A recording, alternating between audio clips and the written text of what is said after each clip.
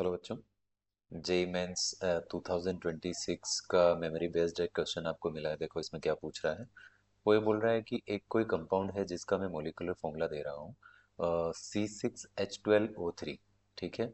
और बोल रहा है कि ये पॉजिटिव आयोडोफॉर्म टेस्ट देता है। और जब इसका एसिडिक हाइड्रोलिसिस कराया जाता है तो इसका जो प्रोडक्ट बनता है वो टोलेंस टेस्ट भी देता है और पॉजिटिव आयोडोफॉर्म टेस्ट भी देता है। अच्छा, तो इसका हमें मॉलिक्यूलर फॉर्मूला गिवन है और पूछा जा रहा है कि इन चारों ऑप्शन में से कौन सा ऐसा कंपाउंड है जिसके बारे में ये दोनों बातें सही है। पहला कि आयोडोफॉर्म टेस्ट भी देता हो, और दूसरा उसका जब हाइड्रोलिसिस करा दो तब हमको उससे जो कंपाउंड मिले वो टोलेंस टेस्ट भी देता हो और आयोडोफॉर्म टेस्ट भी देता हो। अच्छा, तो चलो पहला पॉइंट हम ये देख रहे हैं। आयोडोफॉर्म टेस्ट कौन से कंपाउंड देते हैं। तो आयोडोफॉर्म टेस्ट के लिए हमको चाहिए क्या। आयोडोफॉर्म टेस्ट के लिए हमको चाहिए CH3COH ग्रुप, या फिर ये कार्बन चेन चलती जाएगी आगे और एक इधर की तरफ हाइड्रोजन भी रहा होगा, या तो ये ग्रुप या फिर ये ग्रुप CH3, इधर की तरफ डबल बॉन्ड O, यानी कीटोन होना चाहिए। और बाकी कार्बन चेन आगे चली जाएगी। एक CH3 ग्रुप जरूर होना चाहिए जो कि आपको यहाँ दिख रहा है। तो हमको इन चारों ऑप्शन में से वही ढूंढना है पहले जिसमें ऐसा CH3 ग्रुप प्रेजेंट हो। राइट। तो एक तो ये हो जाएगा। तो चलो ये ढूंढ के देखें तो हमें दिख रहा है कौन सा।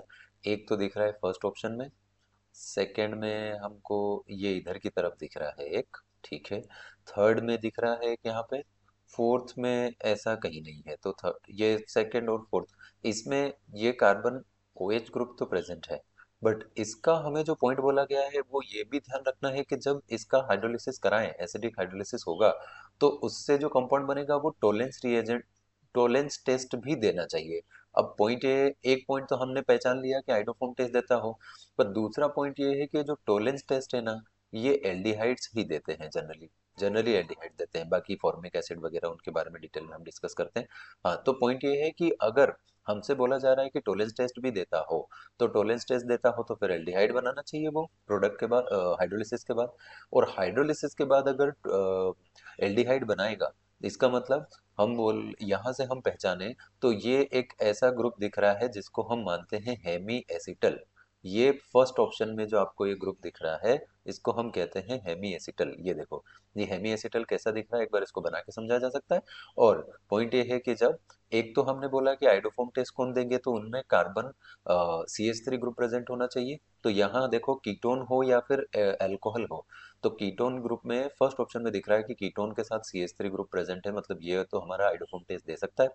दूसरा पॉइंट, ये जो टोलेंस टेस्ट की बात चल रही है, टोलेंस के लिए हमको चाहिए एल्डिहाइड, और एल्डिहाइड बनाने के लिए पहले हमें हेमी एसिटल का हाइड्रोलिसिस कराना पड़ेगा।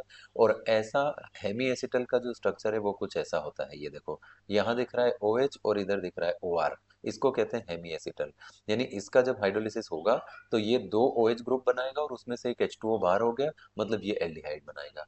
तो ओवरऑल हमें जो यहाँ पहचानना था वो पॉइंट इतना सा था कि पहला तो आइडोफॉर्म टेस्ट देने वाला कंपाउंड चाहिए था। दूसरा, टोलेंस टेस्ट भी दे, तो टोलेंस टेस्ट के लिए ये जो हेमी एसिटल ग्रुप दिख रहा है ये एल्डिहाइड में कन्वर्ट हो जाएगा, मतलब हमारा आंसर फर्स्ट हो जाएगा।